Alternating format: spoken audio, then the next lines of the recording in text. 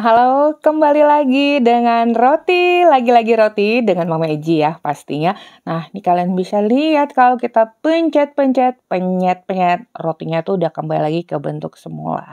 Dan glowing ya, cakep, kokoh, tapi tetap lembut, nggak keriput pastinya. Nah, kali ini kita akan buat dari 500 gram terigu menggunakan formula ajaib dan tanpa telur. Gimana ke hasilnya? Oke, untuk itu ikuti aja tutorialnya secara audio dan visual dari awal sampai akhir. Dan sebelumnya jangan lupa like, subscribe, nyalakan lonceng tipnya, juga komentar. Untuk air, aku campur air susu dan air biasa yang hangat. Kemudian masukkan gula, juga ragi instan. Atau enggak, untuk video yang kemarin itu aku tuh nggak sadar banget kalau sampai nggak ada yang komen bahwa aku tuh lupa nggak pakai gula. Tapi oke ya. Nah ini kita lanjut ya. Tadi udah dicampurkan raginya juga sama gula dengan cairan. Dan ini aku tambahkan dengan baking soda. Sebaiknya ditimbang agar lebih tepat gramasinya. Kalau sendok kecil itu kan kadang-kadang ukuran sendoknya aja bisa berbeda ya. Nah sekarang kita tambahkan dengan cuka dapur. Itu tadi aku hitung sebanyak 25 tetes ya. Atau kurang lebih 2 sendok teh tapi peres. Nggak full gitu. Nah ini sebaiknya ya kalian hitung. Karena kalau kebanyakan cuka raginya bisa mati. Kalau kebanyakan baking soda nanti rotinya berbau berasa soda gitu. Lalu aku tambahkan dengan tepung terigu protein tinggi setengah kilo. Di sini aku pakai yang curah aja ya, tapi tetap protein tinggi. Tinggi. Lalu masukkan garam dan juga, nah di sini sebaiknya kita tambahkan dengan perisa butter agar aromanya wangi. Nah kalau udah sangat sederhana ya, ini kita campurkan dulu sampai merata. Nih kalian harus lihat konsistensinya seperti ini. Banyak yang komentar terlalu kelunakan. Nah karena itulah sebaiknya kalian kalau ragu masukkan cairannya itu bertahap dulu. Tapi pastinya ini lunak ya. Dan kita istirahatkan dulu 10 menit. Setelah 10 menit, terutama kalau yang mau buat banyak, sebaiknya aku sarankan untuk istirahat. Jadi adonannya udah lebih tercampur dan kalian bisa lihat nih, udah lebih kalau ditarik itu lebih kalis-kalis gini ya, seperti ini adonannya. Nah kali ini juga aku nggak menggunakan butter atau margarin, aku pakai minyak goreng. Dan ini kita campurkan dulu sampai merata. Kalau dilihat dari bahannya ini cukup ekonomis ya, nggak pakai telur, juga menggunakan minyak goreng. Nah ini kita campurkan dulu tentunya sampai minyaknya menyatu dengan terigu. Caranya seperti itu kan, bisa lihat di folding-folding dari yang rasanya tercabik-cabik dan kita bulatkan tuh. Belum apa-apa aja udah terlihat halus ya. Tapi tentunya belum kalis elastis. Nah sekarang kita akan proofing, istirahatkan kurang lebih waktunya 1 jam, tentunya disesuaikan dengan suhu ruangan. Aku bungkus dengan plastik, lebih rekomen. Dan kita tunggu sampai double size. Udah mengembang seperti ini ya. Nah jadi kita tidak menggunakan mixer, juga tidak perlu diulен sampai kalis elastis dan mengeluarkan banyak tenaga. Justru kita istirahat selama 1 jam. Ini dia hasilnya dengan menggunakan formula ajaib. Dengan menggunakan formula ajaib ini adonan itu lebih terasa halus, lembut. Nanti kalian akan bisa merasakannya sendiri dan gelembung-gelembung udara yang terjebak itu tidak terlalu banyak. Nah sekarang tentunya kita harus mengeluarkan gelembung udaranya dan ini kita folding. Nih ya seperti ini. Lihat konsistensi adonannya lunak tapi tidak melekat. Tapi jika dalam pengerjaannya kalian merasa ini lunak, jangan langsung buru-buru ditambahkan, dicampur lagi dengan terigu ya. Cukup tangan atau alas kerja kalian olesi dengan margarin atau dibubuhi dengan terigu. Nah untuk penggunaan margarin atau terigu, yang mana yang kalian rasa lebih mudah nanti untuk menghandle adonan ini saat kita shaping atau dibentuk ya. Nah ini aku potong-potong dulu setiap bagiannya 40 gram per pieces dan kita dapatkan 22 ya tadi. Untuk ukurannya nanti sedang, nggak terlalu kecil ataupun terlalu besar. Tapi sebenarnya kalau untuk ukuran sesuai selera. Dan sekarang saatnya harus kita rounding, kita padatkan. Dari tadi yang kita adonan ini kan kita timbang-timbang, tentunya banyak bagian-bagian yang belum tercampur. Tuh ada bagian-bagian yang kecil, kita tekankan pada papan kerja. Ini kalian perhatikan banget, ini juga penting ya, karena adonannya harus kembali tercampur merata dan harus padat. Juga letakkan bagian halus di permukaan atas. Jangan lupa terakhir kita rounding pada papan kerja seperti ini, biar lebih padat adonannya. Kalau udah, langsung aja kita pindahkan pada loyang. Dan jangan lupa ditutup, semua adonan ditutup saat mengerjakan. Ini udah selesai semua, loyang pertama dan kedua tadi nih, yang pertama yang banyak ya. Dan semuanya ini kita istirahatkan 10-15 menit sesuai suhu ruangan, dan setiap kita mengerjakan itu dimulai dari urutan yang pertama. Nih aku ambil urutan pertama, kemudian kita rolling tipis aja. Bukan rolling tipis, rolling ringan. Kemudian jangan lupa dibalik dan kita panjangkan membentuk segitiga seperti ini. Dari kalis elastis itu kalian bisa lihat kalau adonan yang ini kalian tarik-tarik, rolling-rolling itu nggak mudah hancur atau terbelah-belah atau terkoyak-koyak.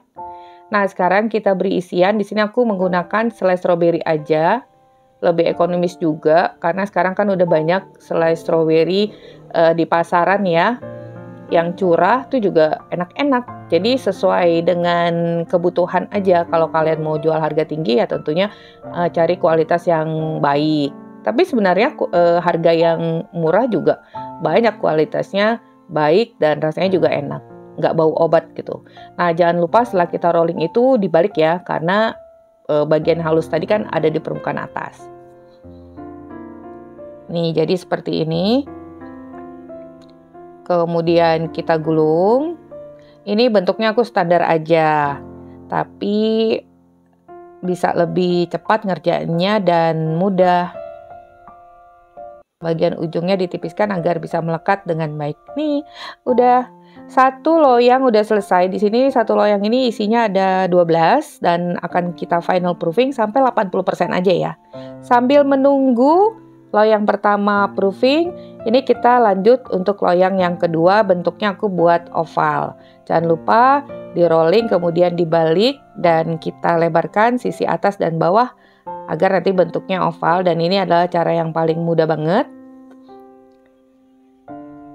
Lalu kita rekatkan sisi kiri dan kanan, dijepit seperti ini ya, mengerucut ke atas sehingga bagian atas itu lebih besar dibanding bawahnya. Bisa dipahami ya? Pokoknya seperti ini. Nah, kalau udah kita siapkan air biasa dan wijen putih. Kita oleskan airnya ini pada sisi roti aja, pada sisi doughnya, dan wijen putihnya juga kita rekatkan pada bagian sisinya aja. Jadi bagian tengahnya nggak terkena wijen. Oke, satu lagi kita rounding berlahan dari tengah ke atas dan tengah ke bawah, kemudian dibalik, ditarik sisi kiri dan kanan, kemudian kita lebarkan sisi atas dan bawah. Untuk selai, kalian boleh menggunakan selai apa aja, selai stroberi, selai coklat, selai nanas. Sekarang ini banyak kok selai-selai yang dijual itu yang repacking ya. Jadi untuk harga jual kalian bisa dengan harga yang ekonomis juga. Jangan lupa dijepit rapat pada pertemuannya. Kembali kita oleskan sisi kiri dan kanan. Nah, jadi tanpa mixer dan ulen kita bisa menghasilkan adonan yang kalis elastis. Atau tanpa bahan-bahan penambah lainnya kita bisa mendapatkan roti yang empuk, lembut, dan moist asalkan semua proses dan tahapannya itu tepat. Nah, kalau udah ini semuanya kita final proofing ya. Tentunya yang udah selesai tadi yang bisa proofing duluan loyang pertama. Loyang yang kedua ini juga kalau udah proofing, udah mengembang, biar nggak overproofing kita simpan di chiller. Jadi untuk menghentikan pengembangannya. Sekarang kita eksekusi dulu loyang yang pertama. Nah, aku gunakan 1 kuning telur dicampur dengan air susu. Dan kenapa tadi aku bilang hanya 80% mengembang? Karena saat ini kita sedang menunggu oven dipanaskan dan saatnya mengoleskan bahan olesan ini 10 menit sebelum masuk oven. Nah, jadi kalau kalian udah double size, belum diolesin, belum nunggu, karena setelah kita oles itu sebaiknya tidak langsung masuk di oven, jadi nunggu dulu 10 menit. Oke, tadi kita taburi dengan coklat meseseres dan ini siap kita oven. Ini cuman pengambilan gambarnya aja ya, kalau yang loyang kedua belum keluar dari chiller. Sekarang kita oven dengan suhu 180 derajat Celcius 18-20 menit, tentunya sesuai dengan oven kalian masing-masing. Nah, setelah 10 menit ini kita oven, sudah 10 menit berjalan, loyang kedua yang kita simpan di chiller bisa dikeluarkan ya, karena harus menunggu 10 menit lagi setelah kita oles. Nah, jadi beginilah caranya jika kita buat adonan banyak, tapi ovennya tidak memungkinkan untuk kita masukkan sekaligus. Oven aku ini 60 ml. Kalau kalian atau kalau aku tuh langsung memanggang 2 rak, itu hasilnya tidak akan maksimal. Rak atas akan lebih cepat matangnya karena terkena api atas, rak bawah juga begitu, terkena api bawah. Oke, ini udah matang, jangan lupa dihentakkan sekali loyangnya saat letakkan pada papan kerja, dan loyang kedua siap kita oven dengan suhu yang sama juga. Jadi seperti itu, mungkin bisa dipahami ya, atau agak kecepatan. Nah, kalau udah, ini kita olesi permukaannya tipis aja dengan butter atau margarin. Kemarin ada yang komentar kenapa setelah diolesi dia membeku dan melekat-lekat di plastik karena kebanyakan. Ya, jangan banyak-banyak juga. Ini kan cuman untuk menimbulkan warna yang shiny dan menjadikan lebih lembut lagi sih. Cuman ya jangan kebanyakan. Oh ya, bagi kalian yang udah mencoba, siapa aja nih yang udah mencoba resep aku menggunakan formula ajaib, atau nantinya juga mencoba resep ini ya, yang 500 gram tanpa telur menggunakan formula ajaib, tulis ya di kolom komentar gimana testimoninya. Ini terlihat ya, rotinya kokoh, kulitnya glowing, halus, mulus. Ya nggak keriput, tapi dalamnya tetap lembut. Sebenarnya kalau keriput itu juga nggak masalah sih. Kalau keriput menandakan rotinya tuh empuk. Cuman untuk estetika, kecantikannya akan berkurang. Namanya juga keriput. Nenek-nenek tuh nggak ada yang cantik ya. Karena udah keriput. Oke, ini loyang kedua juga udah selesai. Jangan lupa dihentakkan sekali. Nah, ini warna coklatnya ini kalau secara nyata menurut aku udah cukup coklat ya. Cuman kena pencahayaan di kamera jadi agak lebih muda, dan selagi panas aku olesi tipis aja dengan butter atau margarin. Ingat, tipis aja ya. Nah, jangan lupa juga diletakkan di cooling rack agar udara panasnya itu nggak mengendap di bagian bawah roti, tidak menyebabkan rotinya cepat bulukan. Dan kalau udah nggak panas lagi, harus kalian tuh nih dipencet-pencet, enak banget. Adalah bagian yang paling mengasihkan. Tadi apa? Kalau udah nggak panas lagi, masukkan di dalam wadah yang tertutup rapat. Aku lebih rekomen jika kalian letakkan dalam plastik, masukkan di dalam plastik. Oke ya, nah ini dia hasilnya dari adonan 500 gram terigu. Kita gunakan formula ajaib dan ternyata ini tetap empuk, lembut, dan moist. Rasanya juga karena tadi menggunakan perisa butter. Ya standar lah ya, disesuaikan dengan bahan, tapi hasilnya juga tetap empuk dan lembut. Kalau mau lebih mantul lagi rasanya, tentunya menggunakan bahan-bahan yang premium.